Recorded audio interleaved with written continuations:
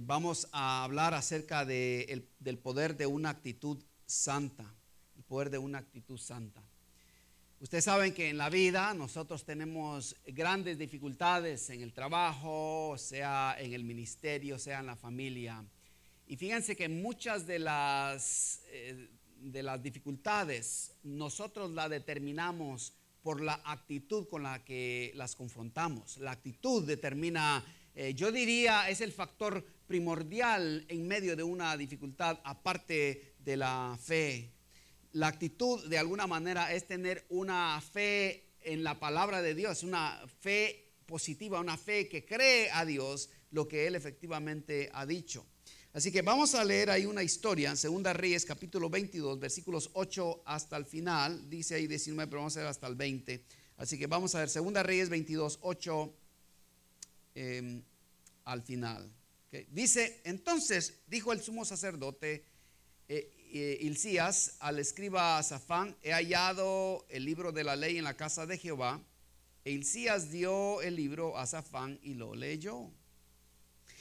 Y viniendo luego el escriba Safán al rey, dio cuenta al rey y dijo: tus siervos han recogido el dinero que se halló en el templo y lo han entregado en el poder de los que hacen la obra, que tienen a su cargo el arreglo de la casa de Jehová. Asimismo, el escriba Safán declaró al rey diciendo: el sacerdote Hilcías me ha dado un libro. Y lo leyó Safán delante del rey. Ahora, aquí es una pausa acá. Este libro se refería a los 5 libros que había escrito Moisés. ¿Okay? Resulta que el pueblo de Israel se había olvidado de Dios y se había olvidado de proclamar la verdad de Dios. ¿Se dan cuenta? No se predicaba la palabra por mucho tiempo. Y entonces en algún momento encuentran, después de una invasión de un ejército extranjero, destruyen la ciudad prácticamente. Y entonces también destruyen de alguna manera, por esa razón el templo había sido descuidado. Entonces ellos están reconstruyendo el templo, noten, están reconstruyendo el templo, pero en algún momento ellos encuentran el libro, o sea, el libro de Moisés, el libro que Moisés, ¿verdad?, escribió con su propia mano, inspirado por Dios. Y entonces dice que el escriba, ¿verdad?, le declaró y leyó, dice, el libro delante del rey. Y el verso 11 dice: y cuando el rey, noten pues, y cuando el rey hubo oído las palabras del libro de la ley, rasgó sus vestidos. Ahora, ¿por qué razón? Porque se dio cuenta que el pueblo de Israel estaba siendo desobediente a la palabra de Dios. Y entonces él, indignado de la desobediencia del pueblo de Dios, se rasgó, los vestidos. Esa era una costumbre antes, ¿verdad? Hoy no lo hacemos, pero en aquel tiempo ellos se rasgaban, ¿verdad? Se partían la ropa, demostrando que estaban efectivamente indignados por lo que estaba sucediendo. El verso 12 dice: luego el rey, note la actitud, porque vamos a hablar de actitud. Note lo que dice el verso 12, dice: luego el rey dio orden al sacerdote Hilcías, a Ahicam, hijo de Safán, a Abcor, hijo de Micaías, al escriba Safán y a Asaías, siervo del rey, diciendo: id y preguntad a Jehová por mí y por el templo. Fíjense, los envía y por el pueblo. Envía a una profetisa. El verso 13 de nuevo dice: y preguntad a Jehová por mí y por el pueblo y por todo Judá acerca de las palabras de este libro que se ha hallado, porque grande es la ira de Jehová que se ha encendido contra nosotros, por cuanto nuestros padres no escucharon las palabras de este libro para hacer conforme a todo lo que nos fue escrito. Y el 14 dice: entonces fueron al sacerdote Hilcías, Ahicam, Abcor, Safán y Asaías, a la profetisa Hulda. Miren, esta es una mujer, dice, mujer de Salum, hijo de Tikva, uno de los líderes en Israel, hijo de Arás, guarda de las vestiduras. O sea que este hombre era guarda, el padre de esta mujer era guarda de las vestiduras de los sacerdotes, la cual moraba en Jerusalén, en la segunda parte de la ciudad, y hablaron con ella. Y ella dijo, noten lo que ella dijo, verso 15. Así ha dicho Jehová, el Dios de Israel, decida al varón que os envió a mí. Así dijo Jehová, he aquí yo traigo sobre este lugar y sobre los que en él moran todo el mal de que habla este libro que ha leído el rey de Judá. Y dice el 17, por cuanto me dejaron a mí y quemaron incienso a dioses ajenos, provocándome a ira con toda la obra de sus manos. Mi ira se ha encendido contra este lugar y no se apagará. Noten, Dios está haciendo acá un compromiso que su ira no se va a apagar. ¿Sí? 18 dice, mas el rey de Judá que os ha enviado para que preguntéis a Jehová, diréis así. Noten lo que dice la profetisa al rey de Israel. Así ha dicho Jehová, el Dios de Israel, por cuanto oíste las palabras del libro y tu corazón se enterneció. ¿Cuál fue su actitud? Se enterneció, ¿verdad? Y te humillaste. ¿Cuál fue la segunda actitud? Se humilló, ¿verdad? Humillaste, dice. ¿Delante de quién? De Jehová, noten. Cuando oíste, o sea, en el momento que oíste lo que he pronunciado contra este lugar y contra sus moradores, que vendrá a ser asolados y malditos, y rasgaste, noten, Dios nota, y rasgaste tus vestidos. Ahora, la profetisa no lo sabía, pero Dios se lo reveló. Y rasgaste tus vestidos y oraste en mi presencia. También yo te he oído, dice Jehová. Qué lindo. Ahora, noten el versículo 20. Dice, por tanto, o sea, por esta razón, he aquí que yo te recogeré con tus padres, o sea, morirás. Y serás llevado a tu sepulcro, ¿cómo? En paz. Y no verán tus ojos todo el mal que yo traigo sobre este lugar. Y ellos dieron al rey las respuestas. Ahora, noten qué interesante, ¿no es cierto? Fíjense que el Señor en este momento opta no necesariamente por arrepentirse de su ira. Él dice claramente, esta vez yo no voy a detener mi ira. Y mi ira vendrá sobre todo el pueblo. Y efectivamente, si leemos la historia de Israel más adelante, la ira de Dios vino contra el pueblo de Israel, porque permitió que Sennacherib entrara no solamente a los pueblos pequeños, ¿verdad?, los períferos, sino que entraran a la ciudad.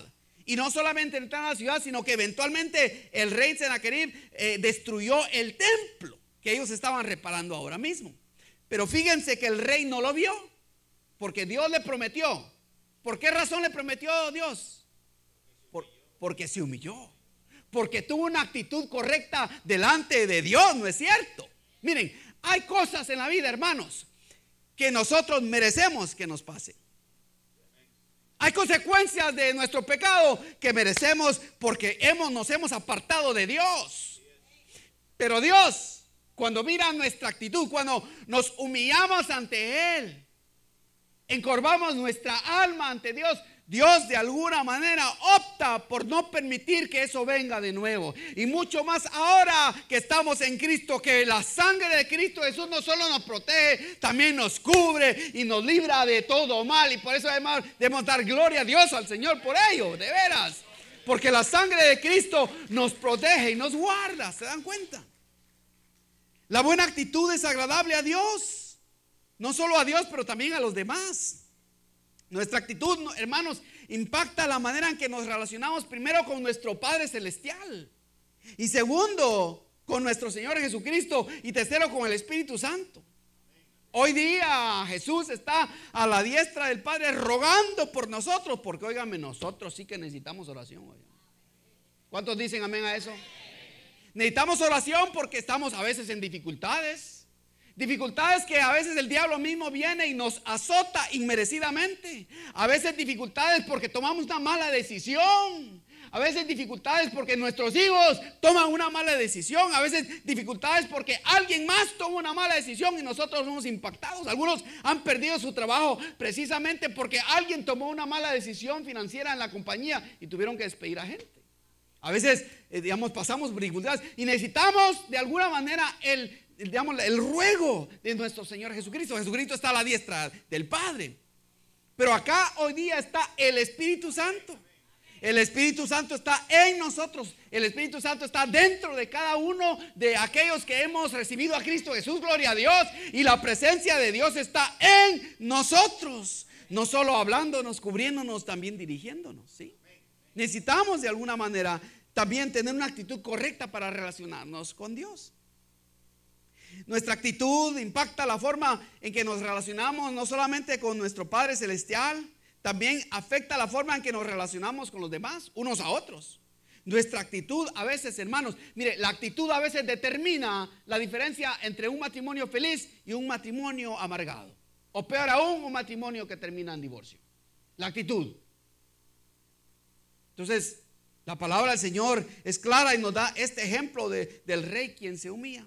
Primero, hermanos, vamos a ver aquí esencialmente, ¿verdad?, algunas cosas que veo en este pasaje para que entendamos bien cuál fue la actitud correcta de este rey.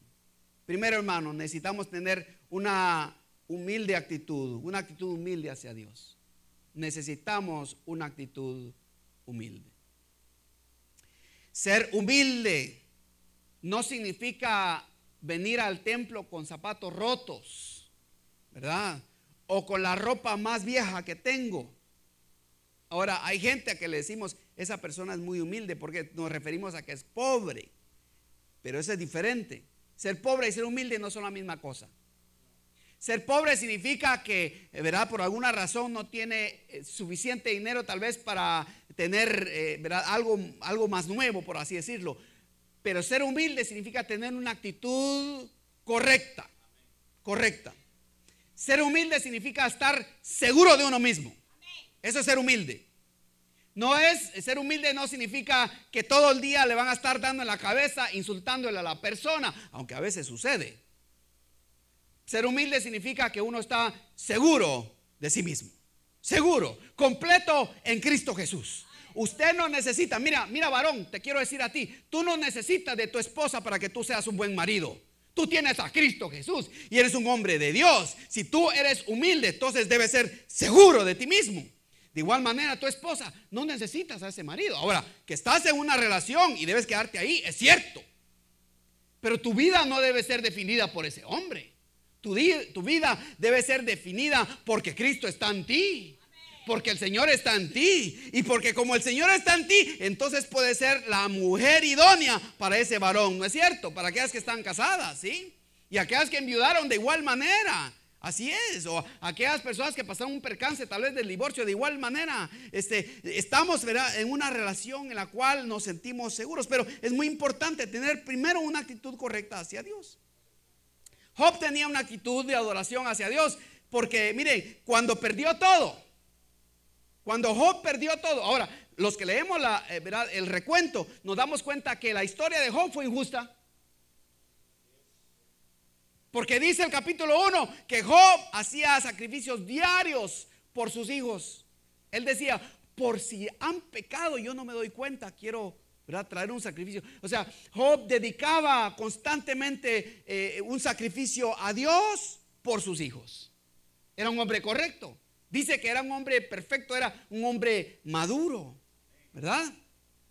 La palabra del Señor ahí nos dice, ¿verdad?, particularmente en Job 1, 20 al 22, dice que él se levantó después de todo el percance, después de escuchar que sus hijos habían muerto, porque después de todo, después de que aun cuando rindió culto a Dios, Dios permitió la muerte de sus hijos. Y en este caso, Dios estaba, digamos, involucrado en el asunto. Dios permitió la muerte de sus hijos. No nos da razón, solamente nos dice que Dios permitió que sus hijos murieran y murieron trágicamente. Y no solamente eso, sino que su esposa, la esposa con la que había pasado toda su vida, ¿saben qué le dijo la esposa? Le dijo, mira, muérete, maldice a Dios y muérete, le dijo. O sea, tu tragedia está más allá de lo que yo puedo comprender. Yo me imagino la mujer tal vez ya estaba cansada, ¿verdad?, de ver enfermo a su esposo. Y entonces le dice la mujer, mejor maldice a Dios y muérete. Es la mejor solución. Pero ¿qué hizo Job? Miren, dice que él se levantó después de haber recibido la noticia de que todos sus animales murieron, todo lo que él tenía ¿verdad?, fue aniquilado, sus hijos murieron, y encima de eso su esposa venía de alguna manera a incitarlo a que maldijera a Dios. La palabra del Señor dice que él se levantó, Job se levantó, se rasgó la túnica, se rasuró la cabeza, se postró en el suelo y adoró. Y dijo: oh, desnudo vine del vientre de mi madre y desnudo voy a volver. El Señor dio y el Señor quitó. Y dice: bendito sea el nombre del Señor. Y luego dice: en todo esto Job no pecó ni acusó a Dios de lo incorrecto. ¿Por qué? Porque él no se puso a reclamar a Dios y decirle: Señor, ¿por qué? ¿Por qué esta mujer? Cuando yo tuve mejores novias, ¿por qué esta mujer? Porque algunos dirán, ¿sí? ¿Por qué este hombre cuando a mí tenía el hijo del ricachón que me perseguía? ¿Por qué este hombre? ¿Por qué? ¿Por qué el abuso de este familiar? ¿Por qué? ¿Por qué la dificultad? ¿Por qué perdí mi casa? ¿Por qué perdí mi carro? ¿Por qué perdí a mis hijos? ¿Por qué? Y le preguntamos a Dios: ¿por qué? ¿Por qué? Y a veces, peor aún, cuando Dios hace silencio, creemos que Dios nos está ignorando. Y aquellos que hemos estado en esta jornada sabemos que cuando Dios hace silencio es cuando más está actuando, ¿no es cierto? Entonces vemos acá de nuevo, ¿verdad?, que Job, en lugar de reclamarle a Dios, se humilla. Saulo de Tarso también, él cambió su actitud cuando se dio cuenta de que era a Jesús a quien él estaba persiguiendo. Saulo era perseguidor de la iglesia. Y no solamente los perseguía, los metía en la cárcel. Y no solamente eso, sino que también los mataba. Saulo estaba ahí presente. Él fue el que dio la autorización, hermanos, para que mataran a Santiago, el primer mártir de los apóstoles de Jesús. ¿Verdad? Perdón, no, fue Santiago. Sí, fue Santiago, el hermano de Juan. ¿Verdad? Y dice ahí que él, ¿verdad? De alguna manera, perdón, Esteban, tiene razón, sí. Pero noten por favor, ¿verdad?, que ahí está Saulo, ¿verdad? Es cierto, Esteban, tiene razón, estoy confundido acá. Esteban está allí, ¿verdad?, proclamando la palabra de Dios, es cierto. Y Saulo es el que da la autorización para que maten a Esteban, ¿sí? Sin embargo, llegó un día, fíjense, cuando Dios lo confrontó. El Señor Jesús se le apareció a Saulo. Y en el momento que se le aparece, le dice lo siguiente, ahí en Hechos 9, 3 al 6, dice: mas yendo por el camino, aconteció, dice, que al llegar cerca de Damasco, repentinamente lo rodeó un resplandor de luz, de cielo, y cayendo a tierra. Ahora, no porque cayó humillado, sino porque el caballo lo botó. Cayendo en tierra, luego dice: oyó una voz que le decía: Saulo, Saulo, ¿por qué me persigues? Y él dijo: ¿quién eres, Señor? Porque escuchó la voz, le dijo: ¿quién eres, Señor? Y dijo el Señor Jesús: yo soy Jesús, a quien tú persigues. Noten que no le dijo: yo soy Jesús, el dueño de la iglesia. Le dijo: no, tú a mí me persigues. Cuando tú persigues a uno de los míos, a mí me persigues. Y le dice: dura cosa te es dar coces contra el aguijón. La idea era, ¿verdad?, dura cosa es dar, se refiere a la puntilla esa que se ponen los arrieros, ¿verdad? Los rancheros se lo ponen acá en el zapato, ¿no?, para darle al caballo. ¿Sí? Es eso, ¿sí? Ese es el aguijón, es algo con punta. Y entonces el Señor le dice: mira, lo que tú estás haciendo es que estás dando en contra del aguijón. Y en algún momento, ¿verdad?, en algún momento te voy a aniquilar si no me pones atención. Eso es lo que le está diciendo. Ahora, noten por favor, dice él, o sea, temblando, dice Pablo, temblando y temeroso, dijo: Señor, ¿qué quieres que yo haga? Miren, ahí cambia la actitud, ¿no es cierto? Antes andaba persiguiendo a la iglesia, ahora le pregunta: Señor, ¿qué quieres que yo haga? Sí, su actitud cambió. Y el Señor le dijo: levántate, entra en la ciudad y se te dirá lo que debes hacer. Pablo cambió su actitud. inmediatamente después de recibir la revelación de Dios, ¿verdad? La revelación de Jesucristo mismo, Él cambia su actitud. Hermanos, la palabra de Dios también nos dice que tengamos una actitud obediente hacia el Espíritu Santo, ¿verdad? No solamente, ¿verdad?, a Dios, a quien no vemos, pero al Espíritu Santo que sentimos. Efesios 4:30 dice: no entristezcáis al Espíritu Santo de Dios, con el cual fuisteis sellados para el día de la redención. Debemos tener cuidado, hermanos, de no entristecer al Espíritu Santo. Debemos tener una actitud humilde, no solo para Dios, ¿verdad?, por haber enviado a su Hijo Jesucristo, pero también una actitud humilde al Espíritu Santo. Cada día preguntarle: Espíritu Santo, ¿qué quieres que yo haga? Cuando te envíe a compartir algo, a orar por un enfermo, ve y hazlo, obedécele. Cuando el Señor te dice: ve, mira, háblale a ese tu compañero de trabajo, ve y hazlo. Porque el Espíritu Santo te va a dar el poder, pero también Él se va a glorificar y tú vas a crecer. Eso es tener una actitud correcta hacia el Señor. Entonces necesitamos tener una buena actitud hacia Dios, pero también debemos tener una actitud santa hacia el mundo que nos rodea. No solamente a Dios, pero también al mundo. Primero, nuestra actitud hacia el mundo debe ser insociable. Ahora, noten lo que estoy tratando de decir acá. Insociable significa que nuestra actitud hacia el mundo no debe ser para asociarnos con el mundo. Una de las dificultades hoy día de muchos cristianos es que cuando usted va a una fiesta de no cristianos y una fiesta de cristianos, no se ve la diferencia.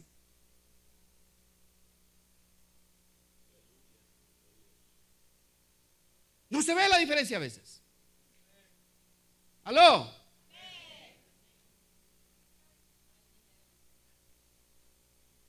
A veces no hay diferencia. No hay algo diferente.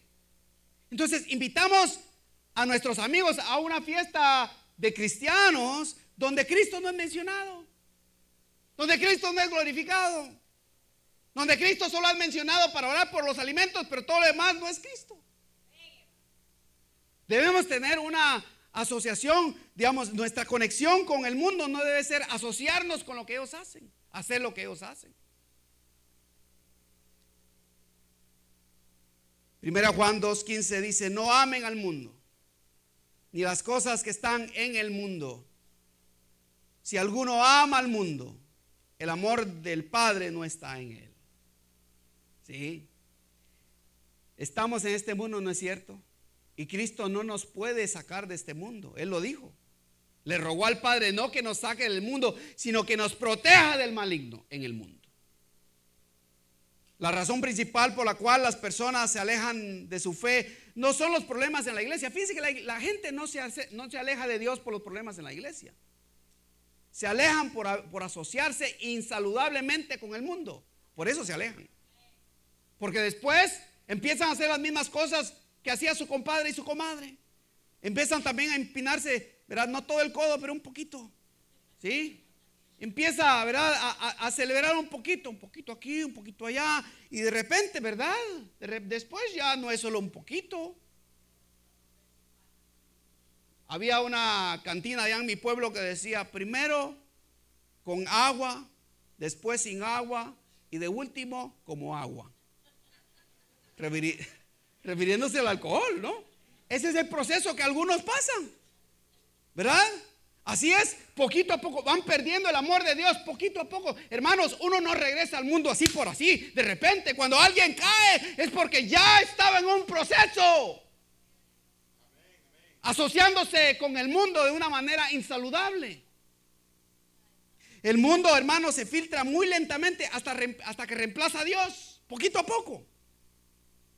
Un día, cuando Dios ya no ocupa el primer lugar, en lugar de tener un servicio de acción de gracias por una promoción de trabajo, invitan a sus amigos a celebrar con bebida y fiesta. Disculpe que sea tan claro, mejor se van a Disneylandia, pues.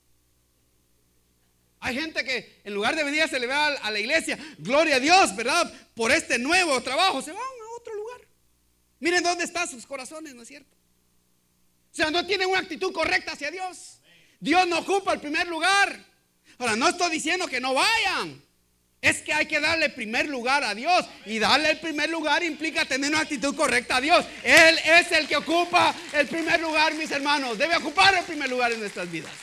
Él se merece el primer lugar. ¿Por qué? Porque envió a su Hijo Jesucristo. Lo más precioso lo envió por nosotros. Y Cristo no se negó, sino que fue a la cruz a pagar por nuestros pecados. Permitió que esos clavos penetraran sus manos y sus pies. Y esos latigazos, esa corona de espinas por causa nuestra. Derramó su sangre por causa nuestra. Y por lo tanto Él se merece toda la gloria y toda la honra hoy y siempre. Esa es una actitud correcta. Segundo, nuestra actitud debe ser inalterable en referente al mundo. Romanos 12:1 dice: por lo tanto, hermanos, tomando en cuenta la misericordia de Dios, es decir, que Dios nos ha perdonado, ¿verdad? Les ruego que cada uno de ustedes en adoración espiritual ofrezcan su cuerpo como sacrificio vivo y santo, agradable a Dios. O sea, por razón de que Dios nos ha salvado, por razón de que Dios, ¿verdad?, ofreció lo más precioso. Por razón de que Dios dio lo más precioso, Él merece que nuestros cuerpos sean, digamos, dedicados para la adoración de Dios. ¿Sí? Debemos adorar a Dios en todo lo que hacemos con nuestro cuerpo. En el momento más íntimo, ahí está Dios. ¿Tú crees que Dios cierra los ojos cuando una pareja que está viviendo un santo matrimonio, por supuesto?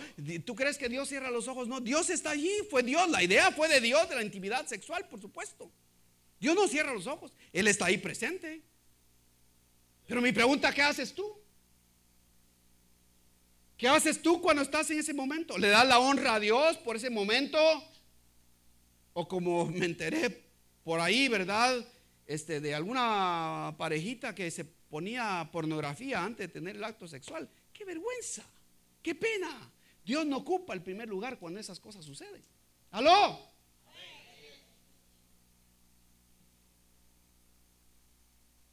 Una actitud santa hacia el mundo requiere sacrificio, requiere perseverancia, requiere autocontrol de nuestro cuerpo y conciencia de Dios.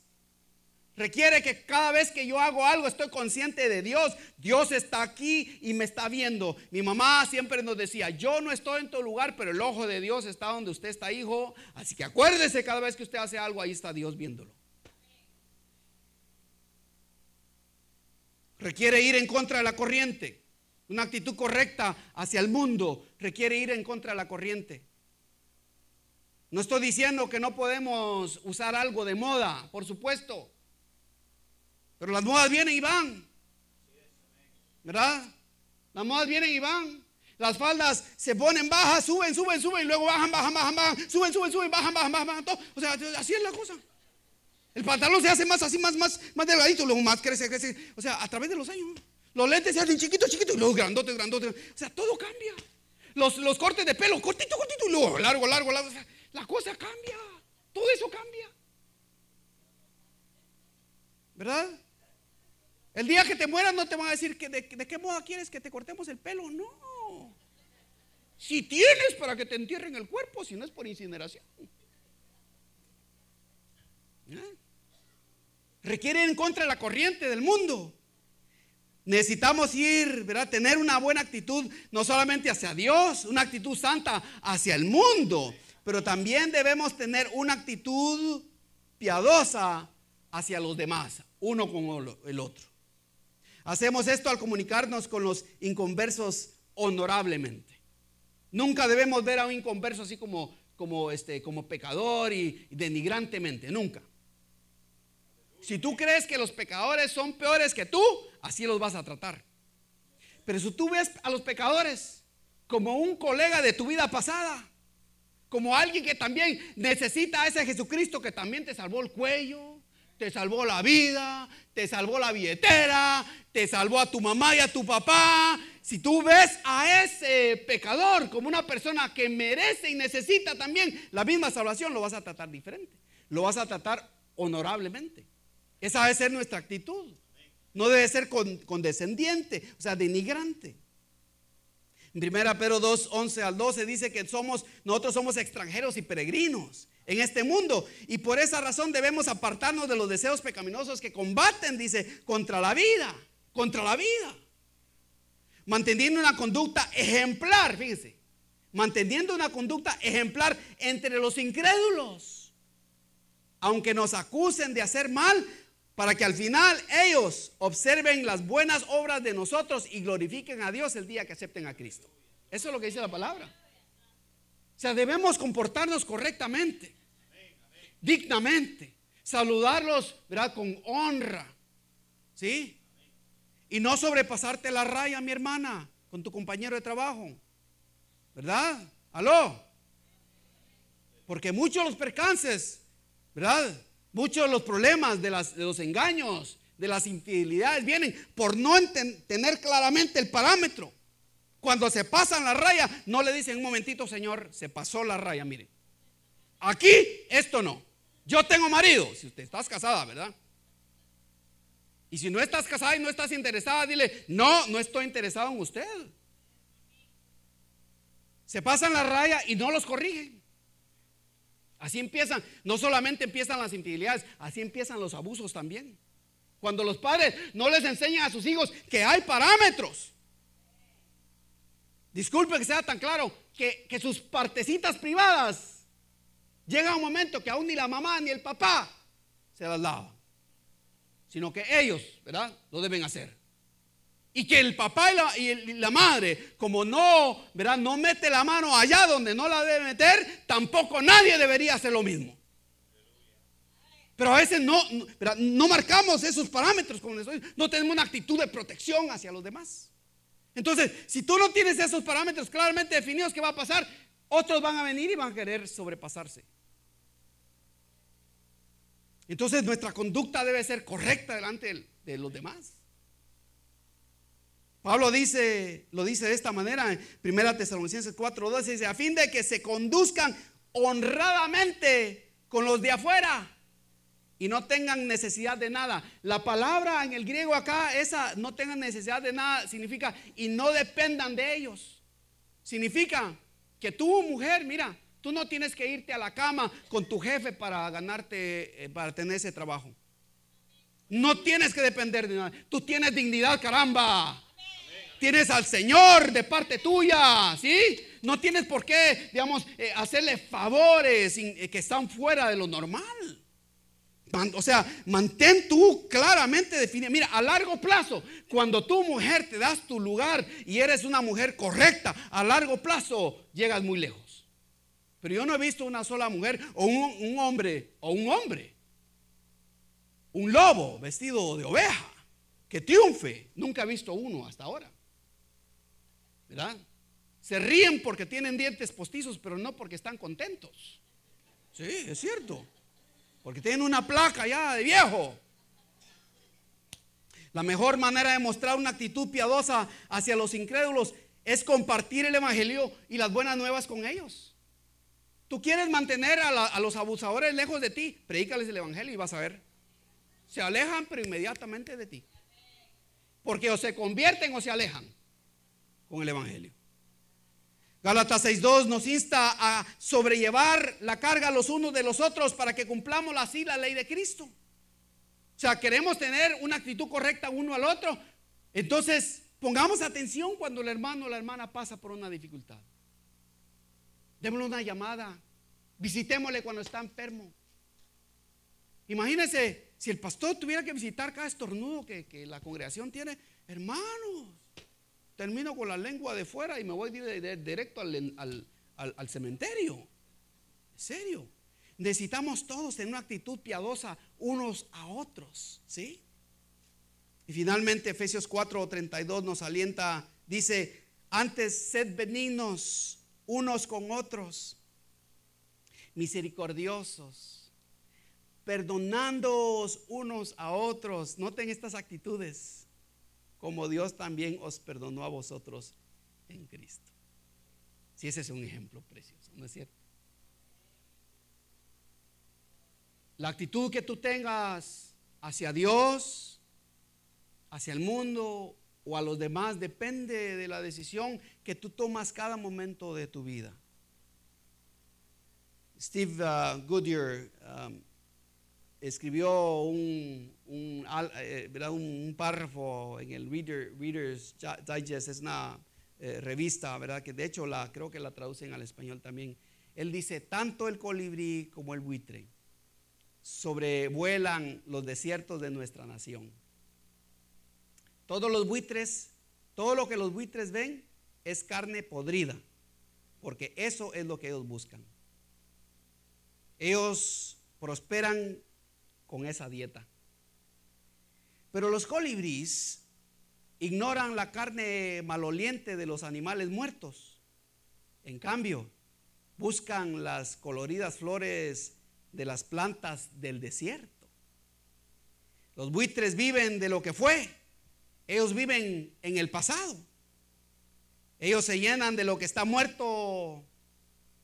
Pero los colibríes viven de lo que es. Buscan vida nueva. Se llenan de frescura y vida. Cada uno de estos pajaritos encuentra lo que está buscando, porque eso es lo que encuentran aún en el desierto. Entonces, ¿quieres ser tú un buitre, un colibrí? ¿Qué actitud quieres tener para la vida? Quiero terminar con esto. Si estás acá y nunca has aceptado a Cristo Jesús, mira, yo hoy te quiero invitar a que aceptes a Cristo Jesús. Nadie te puede amar como Cristo, nadie. Ni nadie va a pagar tus pecados como Cristo, nadie. El pastor no puede hacer nada por ti, solo Cristo te puede salvar. Tu esposo, tu esposa, tu padre, tu madre, tus hijos te pueden ayudar, pero ellos no pueden salvar tu alma. Solo Cristo puede salvar tu alma. Y esta mañana yo no quiero dejarte ir sin antes hacerte una invitación para que hoy invites a Jesús a tu corazón. Cerremos nuestros ojos, por favor.